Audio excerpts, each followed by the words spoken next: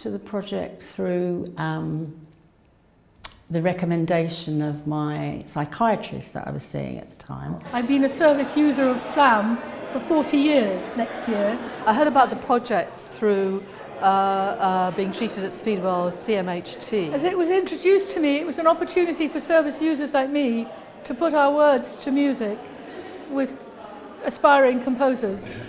There's been a series of workshops that's run over the past few months where we met the poets. We got given their kind of anthology books of all the poems that they've written, and then from there we picked basically which ones we thought kind of leapt out at us that we thought we'd be able to set really well. The composer that chose my poem was David Bentley, and we spoke about the poem and what I was kind of trying to express. I understand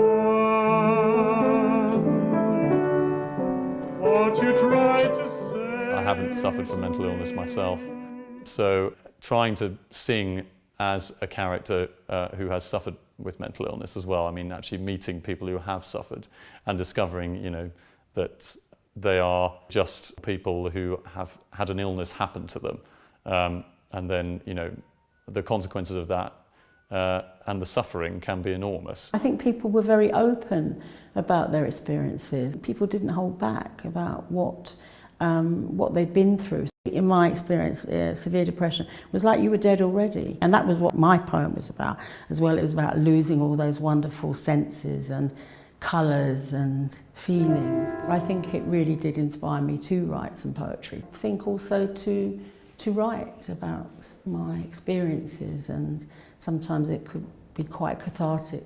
5 years ago, I met Gavin. He was on my course, and we knew immediately it was going to be a live one, a creative person. He was very, very good. The course was actually called Creative Voices, and it was a perfect place for him. When the music gets ready to be actually performed by the young singers, that's when I get asked to come in and criticise and make what hopes constructive suggestions. The last time I saw you, you were beaten. It was the last. I mean, it doesn't matter, but it's that one way of doing it. The last time I saw you, you were waiting for a movie to begin. It was a really lovely experience to go through. I felt that we did bond in a way, not just the writers together or people who had had those experiences, but I felt there was a general bond between us all.